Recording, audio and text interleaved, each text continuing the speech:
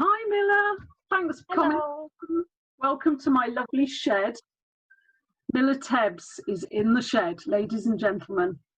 So I'm excited to hear what you've been up to, because your book, which I happen to have here, sometimes I fall asleep on the sofa. This seems like 100 million years ago, to be perfectly honest. Yeah, it does to me as well. I think since I did that, I mean, you've sort of also got to remember that when we put that together, all of those poems were written, like pretty much all of them were written prior to releasing them. Some of them were written 3 years before the book came to shape. So it does feel like a long time ago. And I think since then, I've definitely changed a lot as a poet. And my work is very, yeah, I feel like it's come a long way since that book. It did feel a bit like a sort of coming of age movie book. Yeah. Its stories and happenings. There's quite a lot of exploration of who you are, your identity through it, I felt. But I remember when you were performing at the Nottingham Poetry Festival with Jackie Kay, and everyone was the Waterstones fraternity, maternity, actually it was predominantly women. They were like, has she got a book? Has she got a book? And I think it was Henry Normal was like, why haven't you got a book? And then we did the book. Yeah, it very much felt like I'd been performing for, maybe 3-4 years in Nottingham at that point, and it felt like now's the time to put all of that stuff that I've been building up for so long in a place. And then it's sort of like I didn't feel like I could continue changing as a poet until I'd sort of booked that all away, if that made sense. Completely. It seems to be Yeah. a recurring theme, actually, as I'm talking to people, myself included, that until you send it out into the world, it's going to start just getting your head too much. So be gone. Yeah, and somewhat feeling like you're regurgitating yourself. Like if I hadn't have put it all out there, felt like a lot of my poems were becoming samey, which obviously isn't what I want to be. So then since then, it's sort of like that is free now, and that is part of me, and now I can move on to other parts. So what parts? Where are you? What are you up to? So a few months ago, I was writing a lot because I was off work. And I've started in February. I went on an Arvon, courtesy of Apples and Snakes. And off the back of that, I sort of realised what my next step was and what I wanted to do next, which is to create a full-length, bulky-ass collection, all about autism in females and exploring the underdiagnosis of it, the misdiagnosis of it, how different it is between how males present with autism and how females present with autism, and then some of the stigma around it. Because I was diagnosed with autism when I was 17, and I found that my life before diagnosis and after is very different, and now I'm so much more aware. And also it's made me realize quite how much of an issue it is with the sort of undereducation of the fact that women can be autistic. I think there's definitely not enough education, there's not enough representation in the media of it. So this book is a poem that's gonna have poems that are partially personal about my experience, and then I'm also talking to a number of other females who are on the spectrum to sort of fuse some other stories with it. And I've been talking to, and I'm going to continue talking to some therapists as well, I'm going to contact my old therapist as well to get sort of the psychological stance on it. So yeah, that's the next. Wow. That's, what was it you said, a big ass book? Yeah. That is a big ass book. That's not just poetry then, that's conversations and essays and, I don't know, research and prose.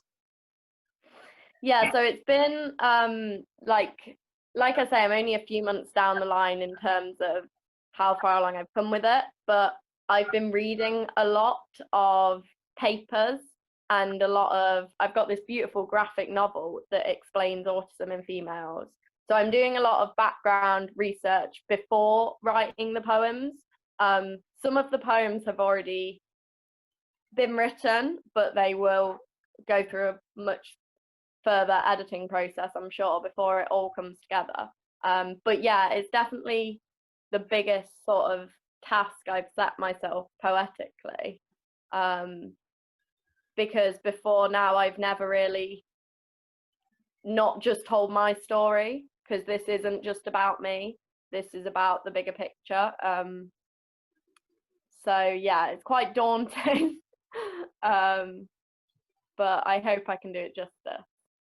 And will that be over a period of time? Have you set yourself a time limit? I've not set myself a time limit as of yet. I think I probably should. But what with everything that's been going on the past few months, it all sort of got a bit jumbled. I'd like it to be out before the time that I'm 25. So that gives us 3 years. But it might be before. It might be. As you know, I was very keen on having the book out when I was 20. So the idea of the next one being out when I'm 25 feels like a good. Yeah, that sounds like a massive stereotype, an autistic thing. Yeah, I like the idea of that distance. But we will see. We'll see. I'm not putting pressure on myself. And I know we've had conversations in the past about how poetry has enabled you to sort of grapple with your world. Do you think it's helpful in terms of being a woman with autism as well? Yeah, I think so. I think for me, poetry definitely, because poetry is all about, well, a lot of poetry is all about introspection. And I think that's quite important when you're autistic living in a neurotypical world, to sort of understand why you're different or why those people are different from you. And so introspection is very important for that sort of getting through that and processing all of that. And my way of doing that is through poetry. So it's definitely helped me sort of, piece everything together, I think, is a good way of putting it. I mean, it does sound like a mammoth task, but I'm so excited, and there's so many things I want to tell you, and I want to shout at you, welcome trust, funding, Google, now. It just sounds like so pertinent to the time. Because autism is something that people talk about more, I was going to say more openly, I don't mean it was a sort of secret, but yeah, exactly, the fact that we had such an archetype of what an autistic person was, man. It's really exciting. I'm really excited, and I didn't expect you to say that. I thought she must be thinking of writing another book, but boom. I've seen on social media as well, you're like dropping little Instagram clips of you doing something musicy, like moving away from poetry. I don't see it as moving away. I see it as sort of working in harmony. I'm still doing a lot of poetry that's pure poetry. However, I've got, basically it's all come about sort of accidentally. I've got a friend who is in a band and he's a musician. And last summer, I did a support slot for him at his album launch. And for one of the songs, he just asked if they could play behind me. And I was like, yeah, sure. So we did that, and it just really worked. and we've done a few other things between us, just like improv stuff before. And then when the country went into lockdown, he texted me and just said, would you be interested in sort of virtually creating something? So he's doing like guitar sort of droney sounding ambient music, and then I've been recording poetry over the top of it, and it's called Cracked Hands, which I think is very cool. And what's quite nice as well is my dad's ended up doing the artwork for it, so it very much feels like a collaborative, weird, like virtual collaboration that's going on. That you say the artwork for it, is it? It's going to be an album then? It's going to be a physical thing that's going to happen. Yeah, I think originally we were looking at an EP, and then we sort of got carried away, and now we have like 9-10 tracks, so that's too big. But yeah, it's good, and it's something that I've always been curious about. A large majority of my friends are musicians, so it's sort of natural for me. I'm around music a lot of my time, and poetry and music work so well together that I'm glad that I'm now finally sort of stepping into that, which is good. And are you writing in a different way than when you just write for yourself? Yeah, like some of the poems were poems prior to this project, and I've just sort of edited them to fit. But sometimes, yeah, I do sit down and sort of, the way we've been doing it is very different to how I would normally go about something like this. But he's been sending me literally a finished track, basically, and then I've fitted the poem to it, which is quite challenging. So it's not a response, he's not responding to your words or you responding, you work separately and then you come. Yeah. Okay. Yeah. Which, I mean, there have been obviously further edits down the line, but it's predominantly he's recorded the music first and then I've added the poetry second, which has been challenging. So do you have no idea what the mood is beforehand? You just see what happens? Yeah, I think so. Like I started doing a little book, like I'd listen to the track without trying to write, and I would just note down like the sort of feeling I was getting, the emotion, that sort of thing. And then I would look into any sort of half-finished poems I already had and see if any of them could lend themselves well. And then it sort of goes from there. So it's it's a very different process to what I'm used to, sort of creatively, but it's exciting. And do you think it will be easier when you can actually sit in a space together and work together? Or do you think that's part of the process? I think it'll be weird when we like sit down together. I feel like that might be a bit odd. Like we haven't seen each other for 4 or 5 months or something, so it might be kind of odd when we actually do it, but we'll see. And we're making it work. Will you do live performances as well when we're allowed? Potentially. I think at the moment we've not really thought very far ahead. We've just sort of been like, this is fun, let's do this and see. And then we played it to a few of our like mutual friends, and everyone's like, oh, that's really cool, you should do more. And we're like, oh, okay, yeah, let's do more of this. So yeah, it's working out quite well. And then we've had my friend Huli, who I'm doing it with, his friend has put some saxophone on some of the tracks, so it's a good old mix of a few different things, which is nice. And are you learning about the process of mixing it, or do you just give them the words and let them do all that stuff? Yeah, no, I'm not very musical, ironically, and also I'm terrible with technology. So I'm very much happy to say I can speak and press record, and then you do the rest. I've completely lost my thread of thought, found my thread of thought. And my thread of thought was this, is that it's really interesting listening to you talking about all these plans, because I remember a conversation I don't even know, it seems like 100 years ago, but it was a few months ago, where poetry was something that was part of your life, but it wasn't your life, and you weren't going to be a professional poet, and it was just something that you did. And now here I am, and you're talking like this. Yeah, I think it very much still feels like poetry is a huge part of my life. However, it's not the thing that I spend all day, every day thinking about. It's very much important to me, and I'd like to continue doing it more. And I sort of get into a habit of, which I always sort of excuse myself and say it's just because I'm autistic and I get stuck in my daily routine, which is probably partially true. But it's probably also just lacking motivation sometimes. And I let poetry take a back seat in my life. I'm still always writing, but I'm just never really doing anything with the scribbles, if that makes sense.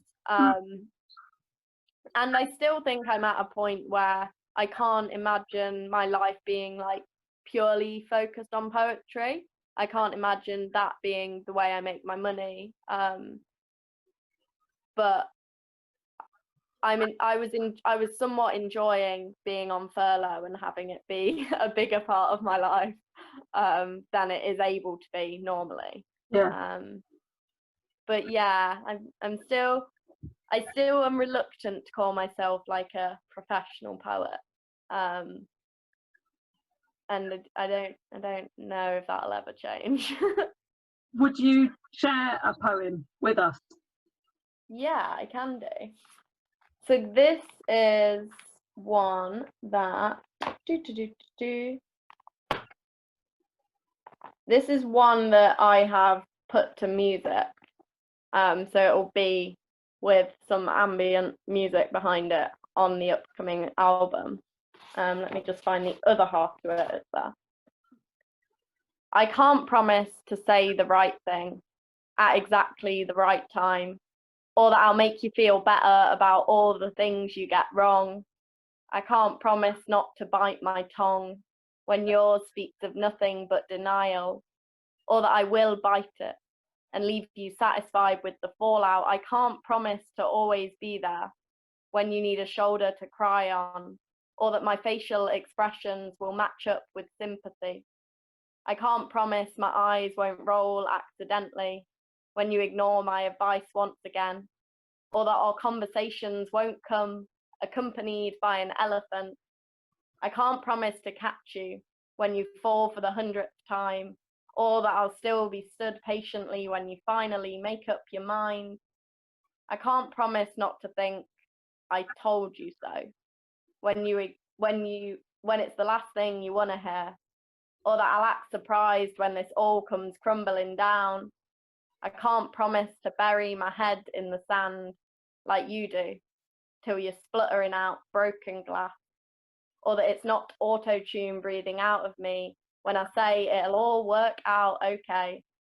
I can't promise you much at all, but I can promise I'll always smile when you call.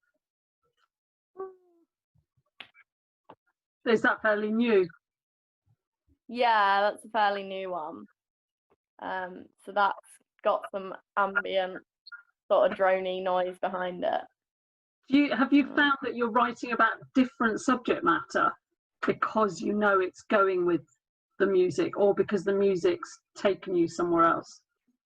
Yeah, sometimes because the music's taken me somewhere. I'm finding myself more inclined to use refrains, which I guess makes sense, with the nature of sort of music often having a chorus or a repeating line or whatever. So I'm finding myself more sort of, if there's a riff in the music, I'm like, oh, that should be either a similar word or a similar phrase, or it should be at a certain timing, if that makes sense. Yeah. So it's definitely changing the flow as well as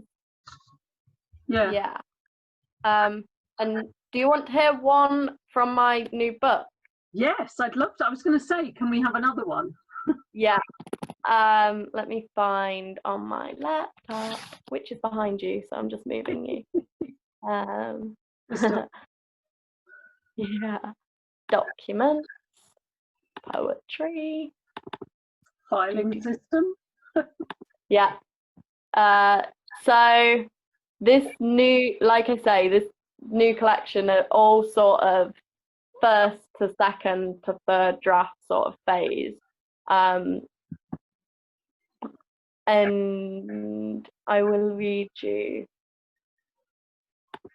this one. So this is called Taboo. I love you. I've been told I do. I recall times when you said it, or meant it, or showed it. I think about your potential death, question my hurt. It never adds up to a flush, never enough emotion weighted in those 3 words. I learnt to have love for you, your everlasting care, lack of judgment and perfectly timed affection, the way my father says my name that I never bore. Find comfort in your colloquialisms and the resemblance between you and I, treat carried down traits as a game of Where's Wally. I've been waiting a lifetime for love to feel unrehearsed. Ooh, I can't wait, you know. We've hammered through the time. I can't believe it. Brilliant. We've only just started. I'm so excited, and it's a long time since I've seen you, so it's like great to catch up on all the news. And yeah, just thanks for coming in. Thanks for coming into the shed. It's nice to be back. Yeah, and I hope we'll see each other soon, very soon, in the world at large. Yeah, we shall see. Bye, my lovely. Thank you for having me. Bye.